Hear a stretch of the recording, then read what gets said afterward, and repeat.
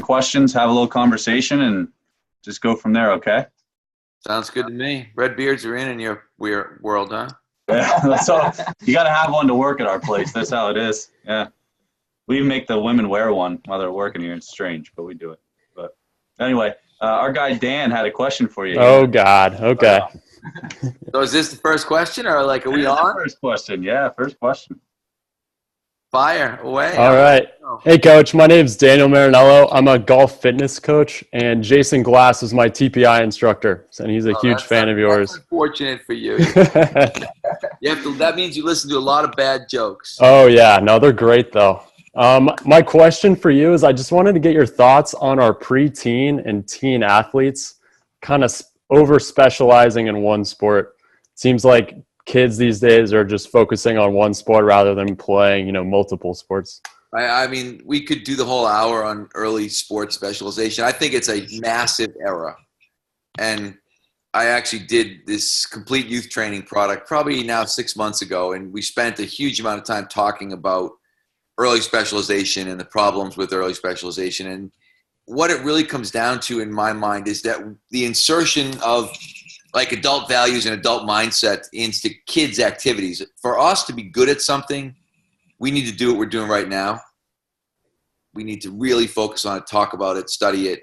For kids, that's not the case, but parents have trouble getting that. Like, parents don't see the concept of physical literacy, and they read about like 10,000 hours and Erickson and all this stuff, and they think, I always said, like, they don't realize that in a lot of ways, soccer is part of the 10,000 hours for golf, and so is baseball, and so is hockey, and so are all these other things.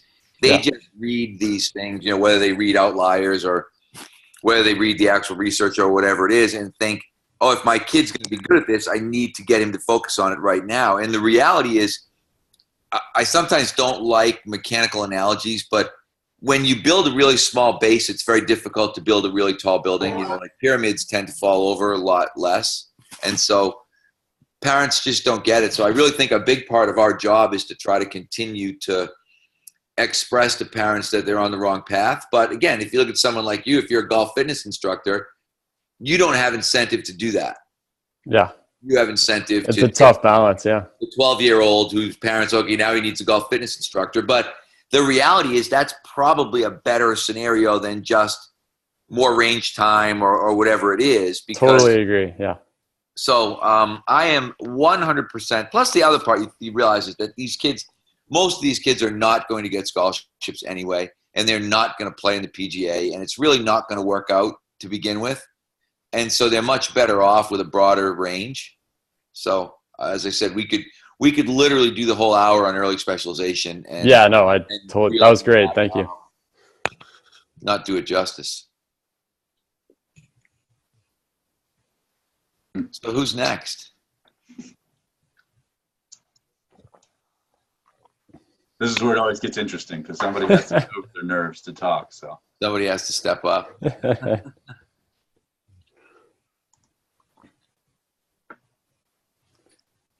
I can see one guy there with his headphones in. He's here. Come on, you can do it.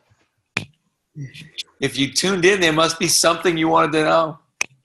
Why am I sitting on my couch at 2:00 in the afternoon, Eastern Standard Time? That'd be a good question to ask. I don't like having an office. I don't have an office. You're looking at the office right now. I'm in the office. That's phenomenal. Here's one for you. I know you have I think a more moderate view than some of the people who are deep into like FRC or PRI when it comes to applying different certs and stuff like that. How do you deal with the trainers at your gym if they start to go in that direction of like really going down the rabbit hole? That's such a good question because I actually had a couple of beers and dinner with Dr. Spina the other day on Friday before his course, and I told him, I was like, you're killing me. You keep making my place into Mike Boyle Strength and Mobility, and we want it to be Mike Boyle Strength and Conditioning. And he laughed. But I think part of it, that's what our staff meetings, I think, do a good job of, is sort of trying to kind of recircle the wagons when somebody kind of takes their wagon and decides to run out on their own. And it's like, wait a second. I always try to say to everybody, there's a reason everybody's copying our system. And the reason everybody's copying our system is because it's good. And when you run off, like, I don't, whether it's PRI or FRC, they always seem to be 3-letter acronyms. But if you run off in any particular direction and decide that that's the answer, you're always wrong. Because the answer is, if you look at PRI, I think there's some really incredibly interesting things with PRI. We talked about this actually in our staff meeting yesterday. And I had Kevin Carr and Marco both kind of address what their big takeaways were. They sat in on the course again. And one of the things that, Kevin said is, okay, we need a lot more intent on our stretching. We need to think more when we're stretching. We can't just let people, we call it fake stretching, where they just kind of lay there and sort of try to look like everybody else. And so what we're learning from FRC can be applied into that setting, and we can try to do a better job with stretching. But if someone looked at me and said, is a 1-hour kin stretch better than the entire workout that we're going to do? I'd say, no, it's not.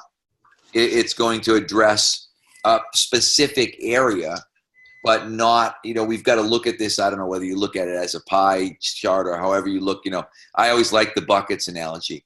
And we use, in all the talks that we do, we try to use that idea of bucket. Strength is a bucket. And people have got to get strong. And strength is it's an easy bucket to fill if you're not a moron, which unfortunately too many people in our field are, and they want to fill it with the wrong stuff. But, conditioning is a bucket, and it's a pretty easy bucket to fill. And power is a bucket, and it's a pretty easy bucket to fill. And yes, mobility, or whatever we want to talk about, mobility, breathing, warm up, any of the things related to posture and joint health, that's also a bucket. But you can't say I just have one bucket. And if you talk to Dr. Spina himself, he would probably tell you the exact same thing. This is a piece of the puzzle. But I think it's what happens with everybody. Everybody young always becomes fascinated kind of with the new shiny object sort of thing, whether for a while that was kettlebells and, the strong first, or trying to think whoever the thing before strong first was, but that was all the rage, and everybody was like, you've got to do kettlebell snatches and you've got to do kettlebell cleans. And it was like, no, kettlebells are tools. It's not a system. It's a tool to be used within a system. And then, like you said, PRI probably was the last trend before. Now FRC is extremely popular. They had 100 people for FRC the other day. And everybody's looking for that piece, the little magic bullet, the thing that's going to change everything else. And the reality is, I can tell you after 36 years of doing this, there is no such thing. And probably the closest thing to it is probably a weight. If you said, okay, what's the one thing we could do that might be beneficial, it would probably be to get that person stronger. But then we'd still get into the conflict of kind of how do we get them stronger and what constitutes strength. So what are we going to look at in terms of, we're having a little bit of a Twitter conversation. I had said something to the effect of, does grandma need to deadlift 225? And sometimes when people think strength, it's like they overfill that bucket because that's the bucket that they like. I think the biggest thing is to be able to look at all your buckets and say, am I doing a good job filling my buckets? Am I filling my buckets with the right stuff? Am I filling my buckets to the right level? Am I not overfilling my buckets? Like if you can visualize that part, you're going to do a really, really good job. If you fall in love with a particular bucket and then think, I'm just every day is all about this bucket and all I'm going to do is keep filling this bucket up and eventually I'll become like this, super mobility guru, and I'll be able to do like 90-90 shin box. I can flip from one to the other. And, and I would say like, okay, who cares if you're not strong and if you're not fit? And, you know what I mean? It's like, you can't get so, you can't fall so in love with one tool or one component that you neglect the others. And I think that's, in all honesty, that's the key to our success. That's what we've been able to do consistently over time better than everybody else, is keep going back to people. It's like our job is to drag people into the middle again. We're constantly dragging people. Like there are people like, I'm on the crazy mobility end. That's my thing now. I'm like a crazy mobility guy. And then we've got someone out on the other end who's like, oh no, I'm a powerlifting guy. And grandma's got to, I want grandma to, to get 4 plates on the bar in the deadlift, and I want to see if she can bench 135. And it's like, please come back to the middle. We're like in the middle where, hopefully like the idiot free zone is this kind of center of the bell curve that we're trying to occupy. And it seems like, and it's generally young trainers. I will say it's generally like, if you look at the people who get on, and I've been talking about this in my talks, but the people who get on any particular bandwagon will generally tend to be between 20 and 30. And it's this Dunning-Kruger effect, where basically the Dunning-Kruger effect is that young people overestimate all of their abilities and all of their knowledge. And it's been very well documented that it's a scientific fact. And you end up with people who, like, it's like alchemy or any of these things. Like, oh, I found a way to turn stuff into gold. I found the Holy Grail. I found the answer. You're like, no, you didn't. Yeah.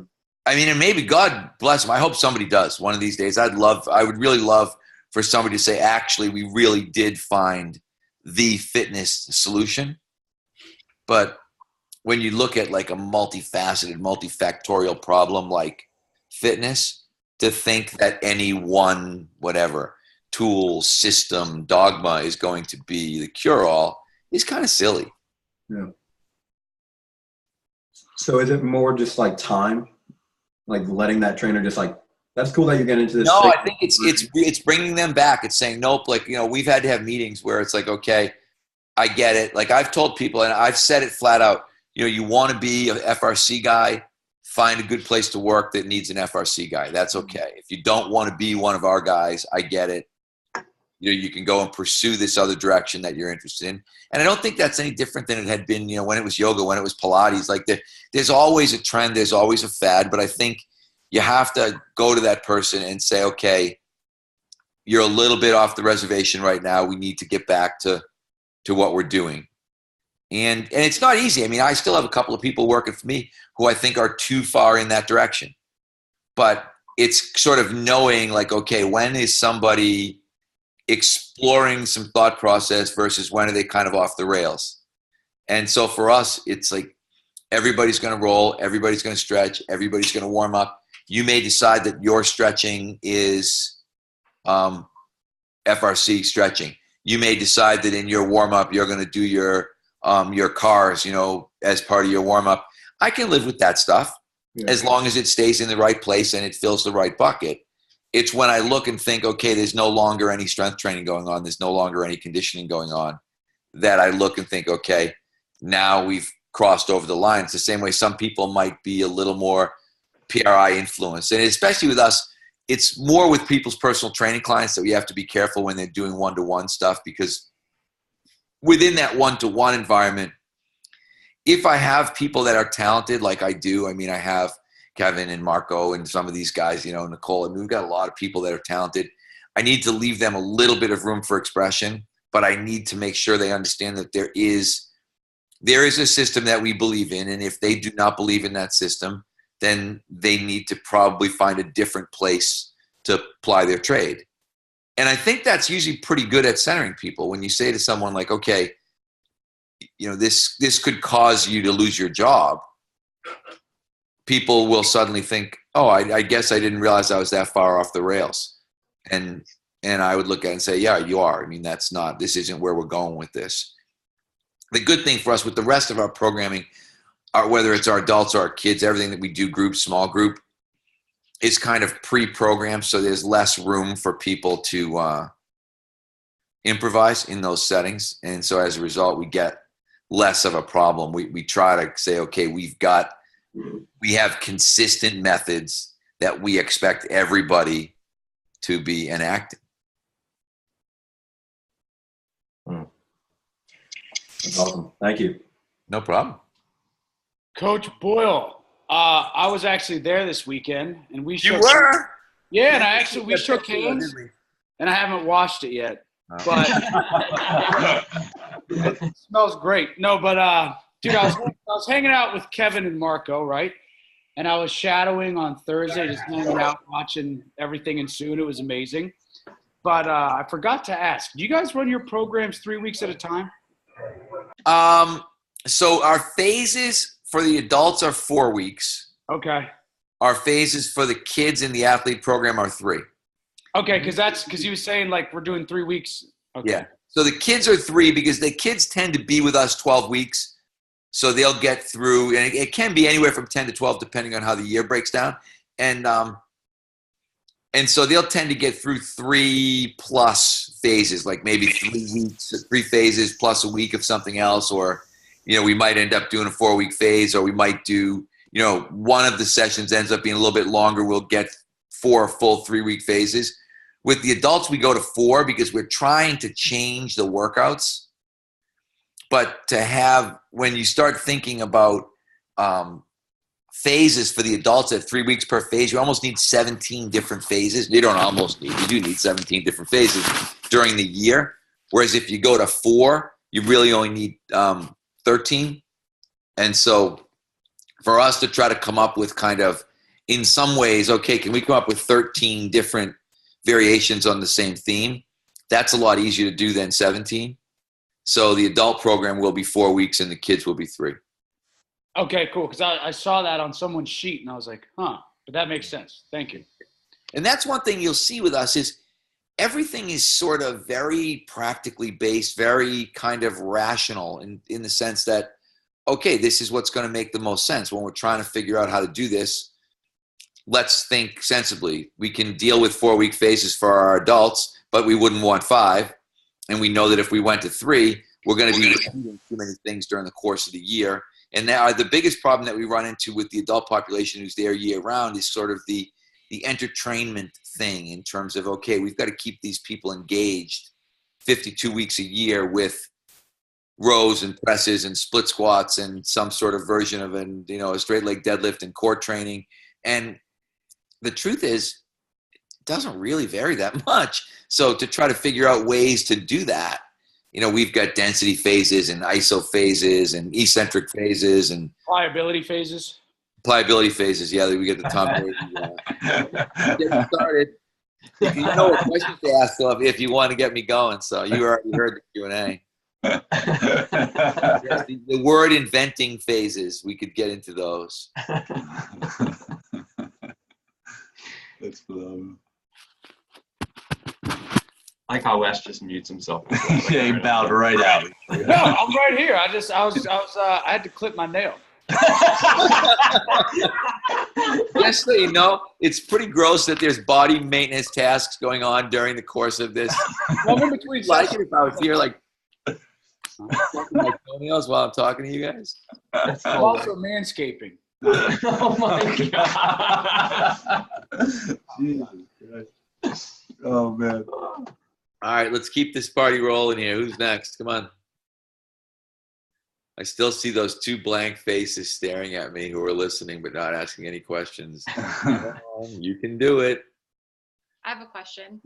Okay. I'm Nikki.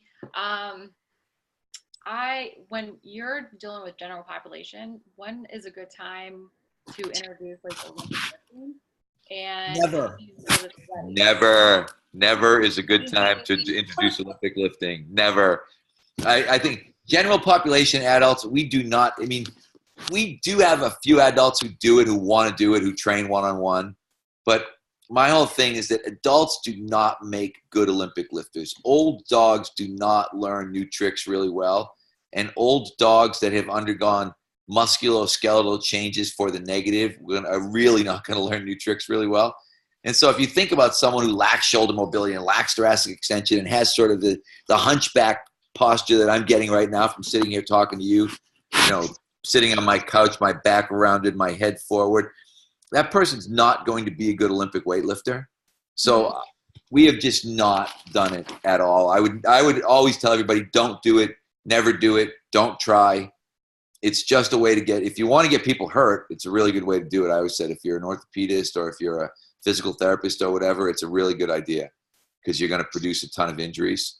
But, you've got wrists and elbows and shoulders and backs and necks. And when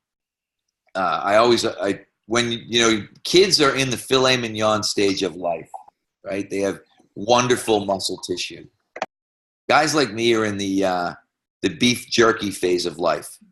You're old and you're brittle and you're just trying to keep things moving. And when you take somebody in that kind of beef jerky phase of life and decide that, okay, I'm going to take that person now and try to make them into an Olympic lifter, you are destined to fail. So I would just not do it. What happens if it's like their goal? If it's their goal, for me, if it was their goal, I'd probably send them somewhere else. Unless, if they're training with me one-to-one and I feel that I am a competent teacher of Olympic lifting. But one of the things I always want to ask people is things like, why is it your goal? What is it about Olympic weightlifting that sort of enthuses you? Because it's weird. I mean, I haven't really found that many people who've come in and said, and we've been doing this a really long time, but like my goal is to be an Olympic weightlifter or my goal is to be a power lifter. Usually that's an idea that's put in their head by somebody else. Mm-hmm. And so I kind of think maybe I can put another idea in their head. Like, wouldn't you actually rather be healthy and feel good? Or would you rather just become an orthopedic patient for the rest of your life? And so that's where I think sometimes, I had a guy, this guy that I was kind of arguing with on Twitter. He was like, well, what if, because I said, should grandma deadlift? What if you have older clients who have, a really great history of strength training? And I was like, how many old people come in who tell you like, oh, I deadlift? It's like looking around, it's like, well, what if unicorns were around? What would you do with them? It's like they're not around. So, we're not going to worry about that. Mm-hmm. And, and people, I think we just indulge our biases and then try to create rationales for why we should indulge our biases. And instead of looking at things and saying, I really want to have a great system. Because I look at it and think, that's all I want. I want to have a great system. I want to have a system where people feel better, move better, look better. That's my goal. Mm-hmm. And my goal isn't, I don't care how much anybody benches. I don't care how many chin-ups they can do. I don't care what they squat. And that's where people are asking, what do you do for testing with your adults? I'm like, nothing. Why would I test my adults? It doesn't make any sense. I would monitor what they're doing and try to have some idea, okay, can this person now dumbbell bench press more than they could before? I'll monitor that they're getting stronger, but I wouldn't necessarily put them in testing type situations. And I think a lot of times, that's why I love the Simon Sinek, the book Start With Why. I think there's a lot of times we have to look at things and say, okay, why are we doing what we're doing? And sometimes when you pull yourself back and look at things, say, okay, why am I doing this? You're usually going to find out it's because I have some interest in this, as opposed to my clients having some interest in this. And that's what's great. I said, I love our system because our system is the product of evolution. I started out I said, I'm doing this talk at Altus next week. And one of the things that I put in the talk is it's like, in the 80s and 90s, I added strength to dysfunction for a living. That was what I did for a job. And, hey, that was a really horrible squat. Do you think you can do it with more weight? I was a college strength coach. That's what you do. You add strength to dysfunction. And you have these really young, resilient people who don't get hurt real easy. And you start to think that what you're doing is okay. Then some of these people start making money. And whether they're hurt or not really starts to matter. And you start thinking, oh, I'm not going to do that anymore with that guy. That's starting to look a little dicey, a little risky. I don't want to risk this guy's $1 million contract with that exercise. And then you have to look back and think, well, gee, why did I do it with all those other guys? And you have to think because I didn't know any better. So I think, again, if you had someone who really came to you and said, my goal is to be an Olympic weightlifter, I want to empty an Olympic weightlifting meet, and, I want to do these things, then I'd say, okay, who's my local, Will Fleming or whoever? Who's a guy who really knows about Olympic weightlifting, who can really train this person in the way that they should be trained? And I'd probably refer that person out, hoping that maybe the next time they get a general fitness person that they don't want to handle, they'd send them back to me. Because I think otherwise you sort of end up where you're sort of jack of all trades, master of none kind of approach. I wholeheartedly agree. Thank you. Perfect question, too. I love those kind of questions. And hopefully someone will have another one of them. Yeah. You keep talking about systems, which is great. And I'm sure you've changed them many times over the years. What does it take now for something like FRC or Strong First to make it into your systems, I guess? In truth, it never would. Do you know what I mean? Like, it would become potentially a part of our system. What we will tend to do is is take little bits of things and think, okay, this applies better in our sort of flexibility, mobility section than what we're doing. And that's where we look at some of the FRC stuff. And we may even start to look at some of the FRC stuff and say, if my problem with some of the cars, and Dr. Spina alluded to it himself, he said, I'm going to see some horrible YouTube videos after this weekend of people doing everything wrong. And there's a really big difference between developing joint mobility and practicing compensation. And a lot of times when you look at people, you think like, and that's what happened to me. I watched people come back and I was like, that's not what Dr. Spina said. That's that person getting better at compensating. That person getting better at moving their pelvis than moving their hip. And so if we're going to do this, we need to make sure that we're doing it right.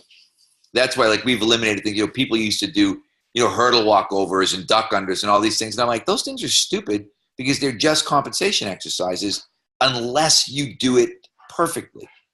So I think that's the difference, is looking, from a system standpoint, saying, okay, is this piece better than the piece we have in place right now? Like, if you envisioned it as we're making a puzzle, and maybe in our puzzle we had kind of squished a piece in that wasn't quite perfect, and then we found the right one. We're like, oh, we can pop this one out, put this one in. That would be probably a better depiction of what we're doing from a system standpoint than looking and saying, hey, we're going to incorporate FRC into what we're doing. We're going to incorporate Strong First into what we're doing. We just wouldn't do that. We might say, okay, we do more get-ups now than we've ever done. And that was a big Strong First thing. But, when people say, oh, do you do kettlebell snatches? Do you do kettlebell cleans? I'm like, nope, we do basically swings and get-ups. And if you talk to some kettlebell people and you said, hey, if there were two things you could incorporate into your program, what would you do? They'd say swings and get-ups, right? And so the other stuff, I went through the whole, I can't tell you how many people told me that we needed to do a better job teaching kettlebell snatch, because we tried to kettlebell snatch. A lot of our athletes, particularly our pro athletes, were like, this sucks. Keeps hitting me in the wrist. I don't like it. And, I kind of went back to people. I said, well, what's your response to that? And they said, oh, they have to get better at it. Sometimes they can put a wristband on, but if they do more of them, they'll get better at it. And I'm like, so it's just like keep getting hit in the wrist until you get good?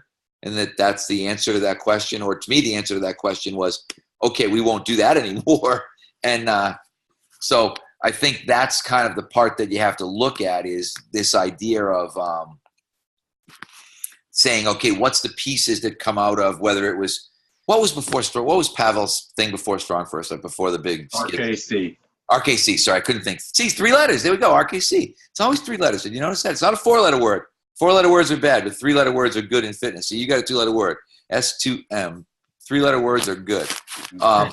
But yeah, like, you look at any of that stuff, it's like, and the thing I don't like about them is they become cultish. Suddenly people are like dressing in like tight shirts and army pants, you know what I mean? And it's like, and all of a sudden people are like, the mobility people like not wearing shirts anymore and wearing gi pants. And you're like, it doesn't have to be like a standard dress code requirement for you to belong to the cult. You could just sort of keep your gym shorts and your t-shirt on, everything will be fine.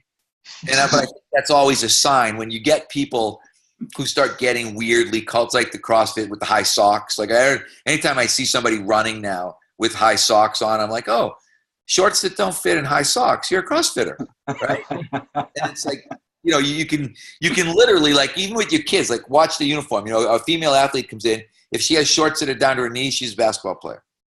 If she has shorts that are mid-thigh length, she's a soccer player. If she walks in tights or in spandex, she's probably a volleyball player.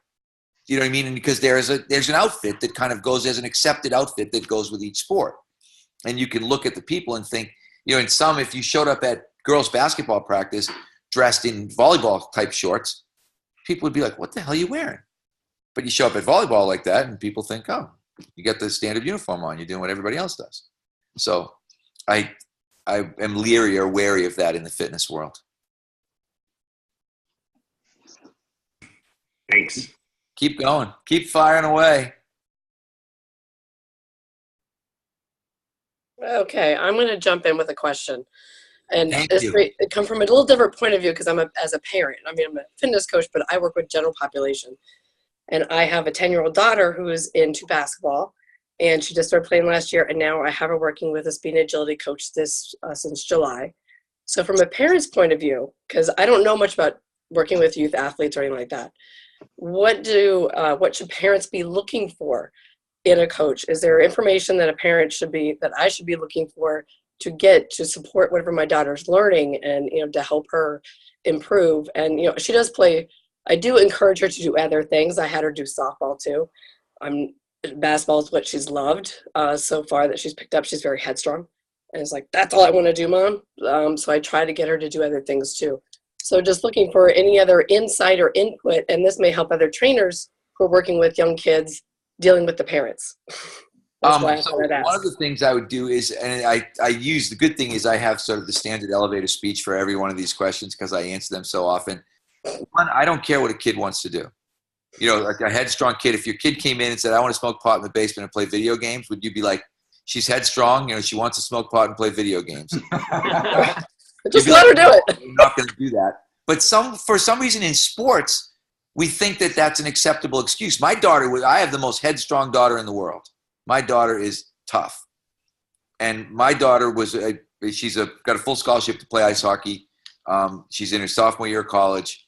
And I made her play other sports. I mean, to the point of, we had some really good arguments. Why do I need to do this? This is stupid. And she did judo. She did swimming and diving. She did soccer. She was good at all of them. But hockey was her love. If I'd said to her at 10 years old, you never have to do anything else again, you can just focus on hockey, that'll be the only thing you need to do, she would have been like, I'm all in. We have to realize as parents, it's our job. If you want the kid, if you just say, okay, my kid's not a good athlete, I don't care, I just want him to be happy, that's one point of view to look at. If you look at it and say, gee, I think my kid's a reasonably good athlete and I'd like to see them really develop, then you need to make it seasonal for them. You need to say, okay, basketball season is over and now this is blank season, whatever that season is. And, not necessarily like, I think sometimes like speed and agility coaches at 10, I don't know if that's all that necessary. I mean, but I had my kids working out at 10, so I think there's a difference. But if you're going to do that, like why speed and agility, in terms of the number one component of speed and agility is strength.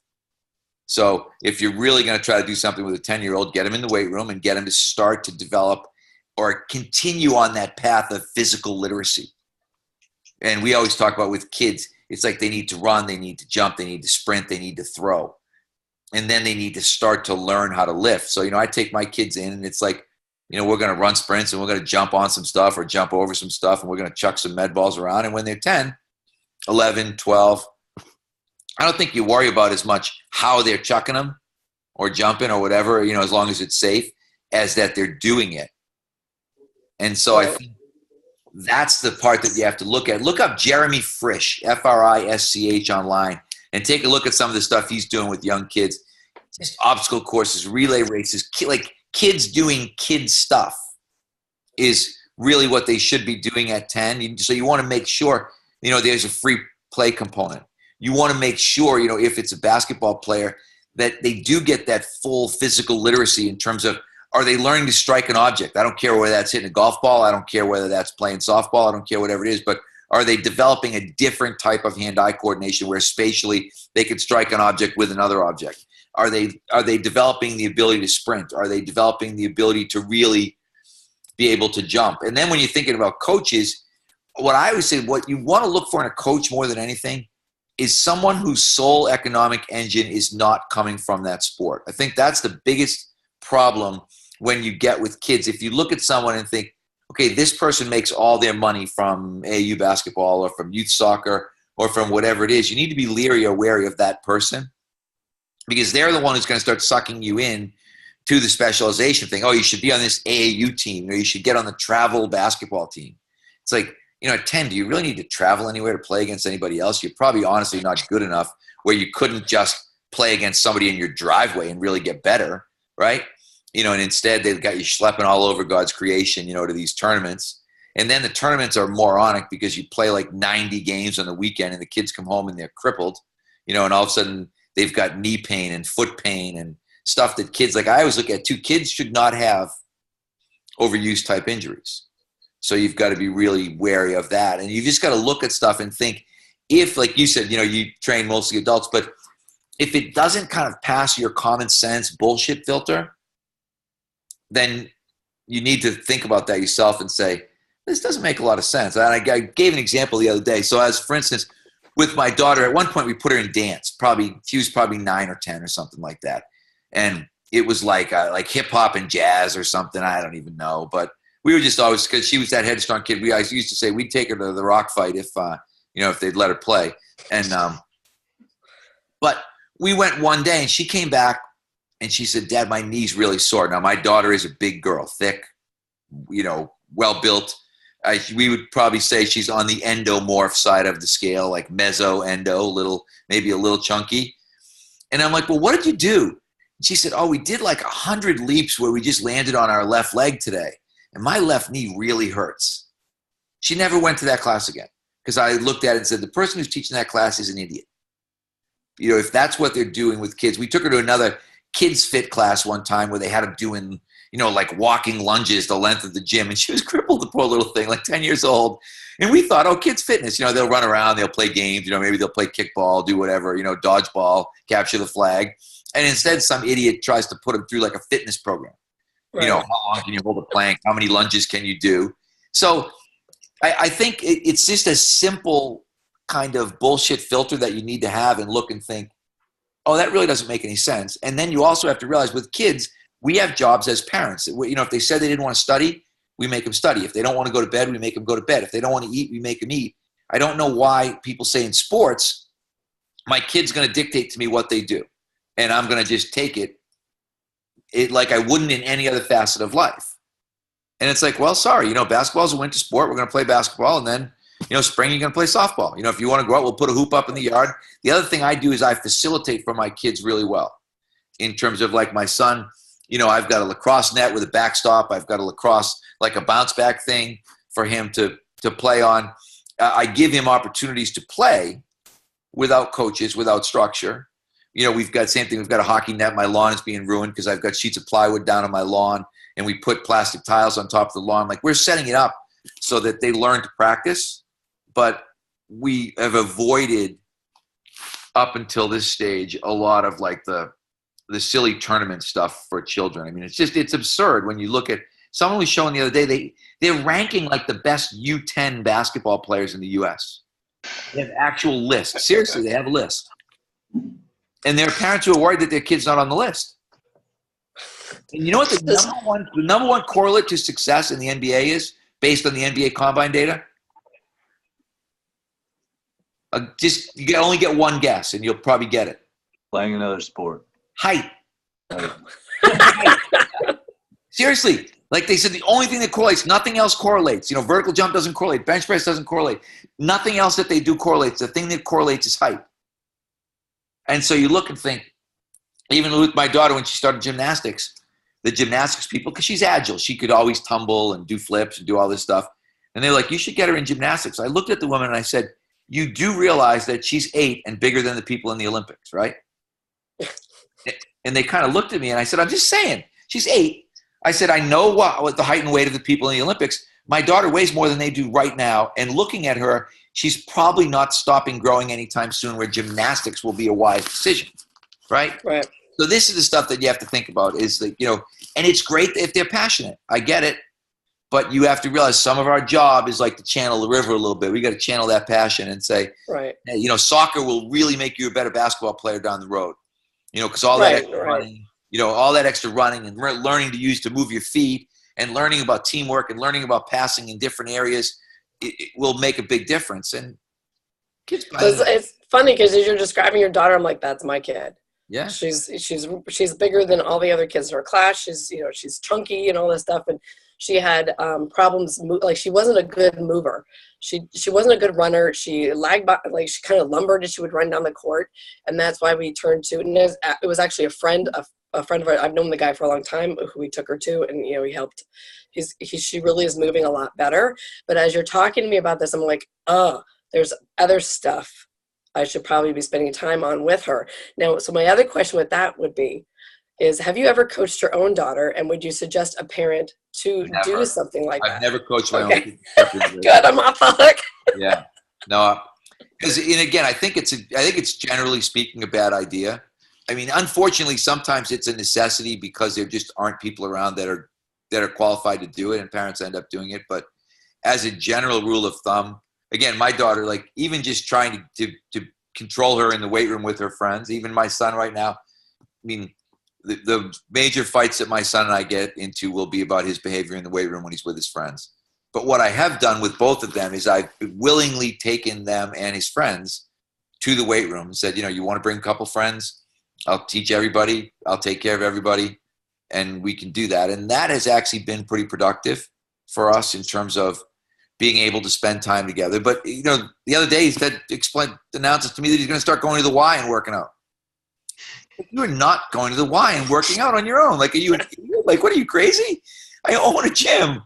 It's like, oh yeah, I want to go with my friends. I'm like, no, that's not going to happen. I said, who do you want to go with? And he names his friends. I said, okay, he can come with us.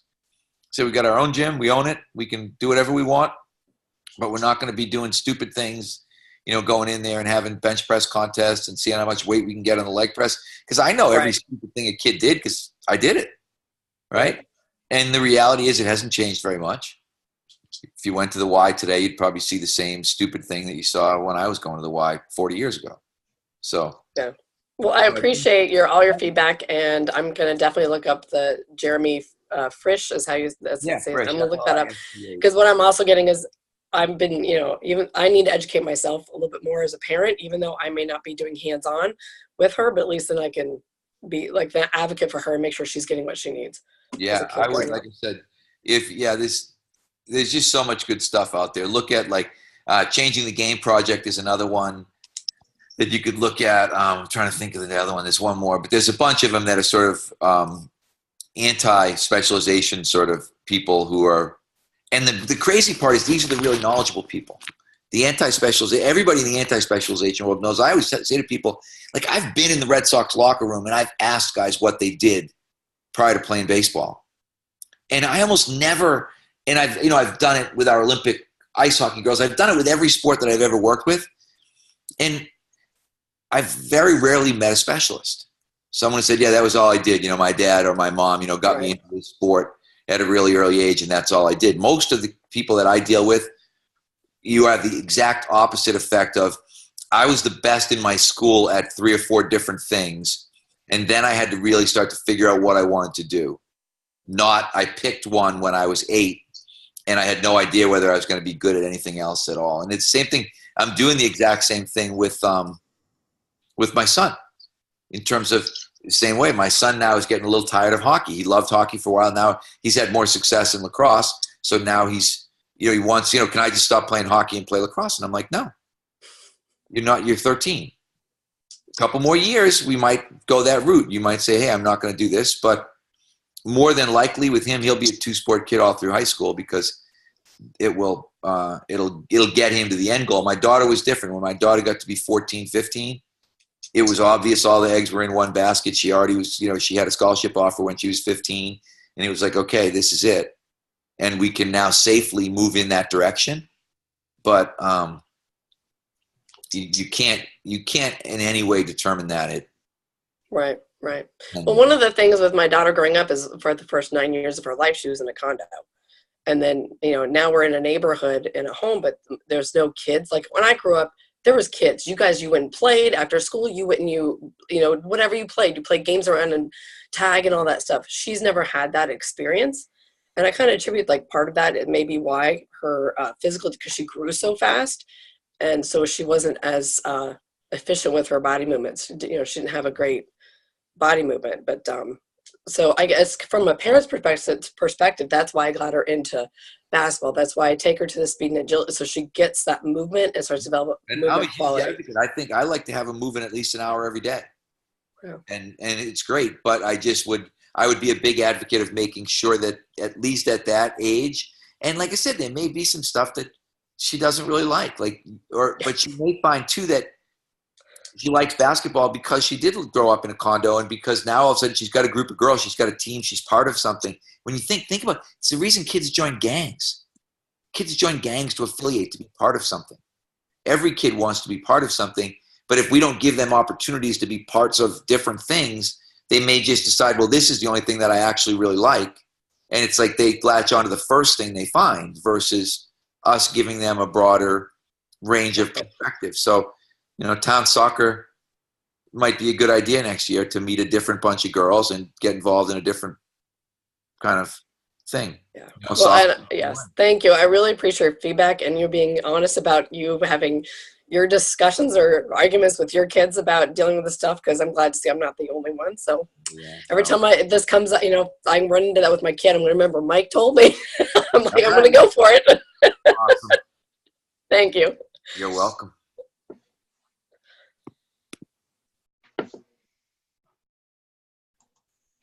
Come on, we got 14 more minutes. Let's go. I got a question.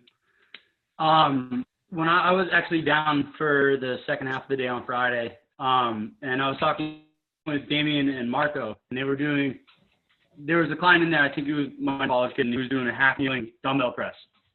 And I was curious on your stance on which knee you prefer up with that press, because they were going same knee. Dumbbell press, I want the down leg to be the working leg.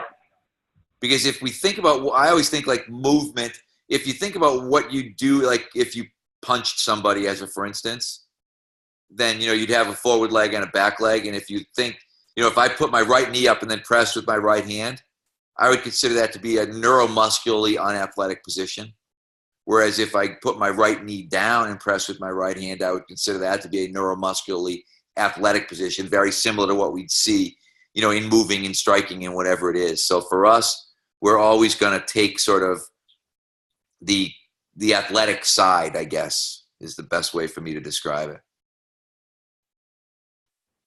That makes sense?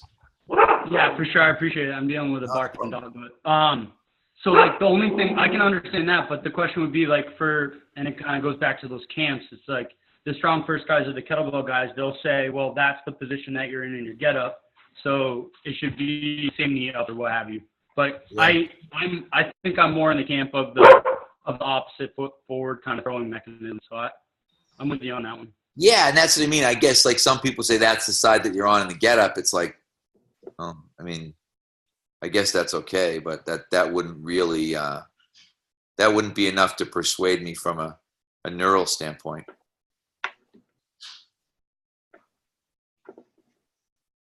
Come on, we got time for a few more. Let's keep this ball rolling here. Coach, are your smoker training sessions for adults and kids still 90 minutes? I remember a while ago they were. Adults are 60, kids are 90, but middle school kids are now 60. We've realized, and one of the things, and this goes back to the young lady I was just talking to, when you start to have your own kids, your perspective starts to change a little bit, and I started to realize that 90 was too long for the middle school kids.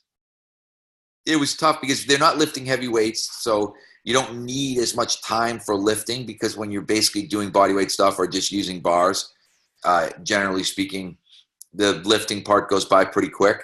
And parents, 90 minutes seemed like a long time in terms of, sometimes parents are looking for longer, like they'd rather have you watch the kid for a longer period of time. But trying to keep the kid's attention span, I think we were having more behavioral problems when we were trying to fill 90 minutes than we were like in 60. Sometimes I feel like we're trying to get it into 60. And with kids, so, you've sort of got like three ranges: the adults who they want to be in and out and they want to get to work. And then the athletes, the, 14 to kind of whatever crowd who need 90 minutes to really get everything in. And then that middle school kid that's in kind of that intro phase of, we're going to run and jump and throw and sprint and learn to weight lift. They tend to do better, I think, at 60. Cool. Thank you. So one more real quick question, actually. The podcast, I know your love of Bud Light Lime. Have you had Bud Light Orange yet? I didn't like it. Okay. Was curious. For some reason, curious. No, I thought I would. I was a little bit depressed because I really thought, I was like, wow, this is going to be pretty good. And I was like, no. I had to try it. And I was like, same thing. I was like, no. Yeah, no. Exactly.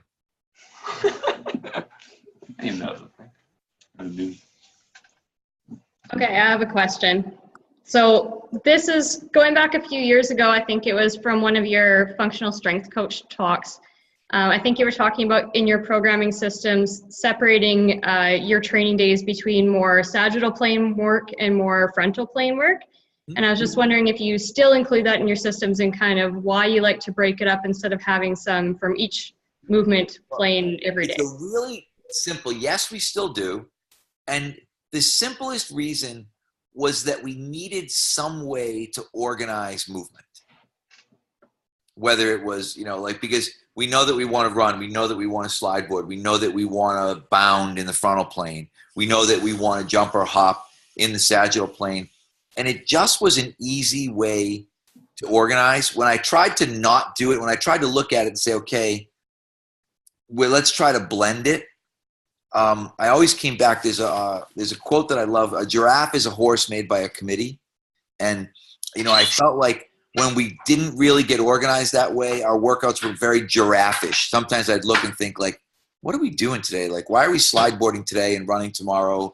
And then this day we do lateral bounds. And it was kind of like, okay, how about if we just, one day we'll sort of emphasize that our warm-up will be more frontal plane, transverse plane in orientation, and that our conditioning will be on the slide board, and that we'll do more frontal plane type stuff when we do our plyos. And so it just really was nothing more than realizing that, like, okay, particularly with like speed, power, movement was a big bucket, and we needed to split that bucket over the course of 2 days. And it was sort of like, okay, how do we split it? That was just an easy way to split it. I don't think there's any great scientific explanation to that, except for the fact that when you think about organization, it allows you to be organized. Makes sense, I hope? Yeah, that does. Thank you.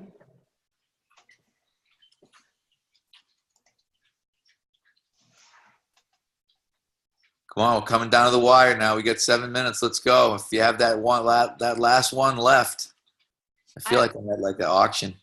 Trying to get another bid. Into athletes. What? Sorry, again? How did you get into like athletes and having them come to your facility? So I started out as a college strength coach. Okay. I'm trying to think. Almost like 36 years ago or 37 years ago, I started as a college strength coach. So that was all I did, was work with athletes. And over time, people kind of found me with their kids, or athletes outside of the university, at Boston University where I worked, found me. Because again, when I started being a strength coach, there weren't very many strength coaches. So people really sought out the few of us that were actually kind of doing this on a regular basis. And the good thing was, for us, we were successful in terms of the people that came got better, and the teams at the university got better. And it was literally like the whatever, one thing led to another kind of thing. But one person led to a referral from another person, who led to a referral from another person. And eventually I got to the point where I couldn't handle the referrals and be a college strength coach. And that's when I started thinking about the idea of opening an independent facility. So 20 years ago, we opened an independent training facility, which again was kind of way off the curve at that time. Very few people, and no one had really done it in terms of, there were a few franchises that had started trying to do something along that line, but very few people had said, hey, I'm going to go outside of this university environment and try to be a strength and conditioning coach who's going to do this in a for-profit environment. And we started that. And again, because there was very little competition, we had people coming from, we had some people that would drive an hour and a half, 2 hours to come to the facility and train, just because there was nothing like it. Now we're in a totally different world in terms of, we have competition on every corner. We have 3 or 4 people within a mile of us where we are in Woburn. Maybe more if you count CrossFits. We might have 3 CrossFits within 2 miles, and then 2 or 3 other sort of sports training type facilities in that same general area. Okay. Thank you. No problem.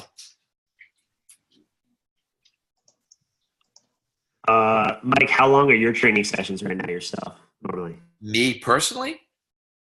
Yes. Yes. Anywhere between 10 and 20 minutes, to be perfectly honest. I'm on the do as little as possible, try not to die program. So, but I will do like today we did assault bike. We did 2 mile-and-a-half repeats. So it was about like 3 minutes and 40 seconds or something on each one. And they were, I mean, it was hard. It was like red line, really tough, but it was 10 minutes. And then I probably went in the weight room for another 10 minutes and then I was out of there. So I honestly think, and I've said this before, you have to get to a point where you can probably be efficient with like a half-hour workout if you're going to get good at this field. Because if you're one of these people that needs 2 hours a day to work out, you're going to struggle to make a living. Because by the time you get your 2-hour workout in and you get your meal in and you get your, your shower and do all the stuff you got to do, you've lost half a work day. You know what I mean? Whereas if you think, okay, I'm going to try to slam in 30 minutes, like I rode with one of my basketball guys today, and then I stuck 10 minutes worth of lifting in. So I think you've got to, there was somebody had a great tweet that I retweeted yesterday, and it was something to the effect of, if you get into this field because you're working out, you're making a mistake. If you get into this field because you like seeing other people get better, you're probably going in the right direction. And I think there's way too many people that go into the field because they like working out and not necessarily because they love working with people and they love seeing people get better. And I'm in it because I love working with people and I love seeing people get better. I would not consider myself a workout enthusiast in any way, shape, or form. I really do enough, but I've also said too, you stay in great shape if you work. If you're on the floor and you're jumping and throwing and demonstrating and doing stuff, you're getting a lot of work in. You shouldn't need a significant volume of work if you're coaching effectively, and that's one of the things we push on our coaches all the time is sort of, if you have a really good day in the weight room coaching, you should probably be a little sore, and a little beat up, thinking, wow, man, I did so many, like I did 1 million box jumps today, and I say like I'm the king of the air clean. I did 100 air cleans and I did all kinds of squats and you shouldn't really need to work out because you should be really active in the room. Like for me, I roll, and the good thing is I do the mobility stuff every day. I roll, I stretch, I'll do a lot of the band stuff with people as part of the warm up because I know it's good for me. I demo, today I was demoing ladder drills. I don't do a whole ton of them, but in the process of showing people what you want them to do, you should get a lot of work done.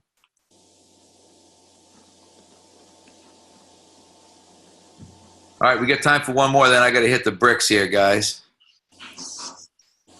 Mike, you talk a lot about systems. What's the biggest change you guys have made in systems in 2018, or if you have to go back a little further, but what's the most recent big change you've made? The biggest, absolutely positively, timing sprints. Tony Holler stuff. Another guy that, go read Tony Holler stuff. Tony Roy is a high school track coach in Chicago area, Illinois. Wrote an article called Record, Rank, and Publish.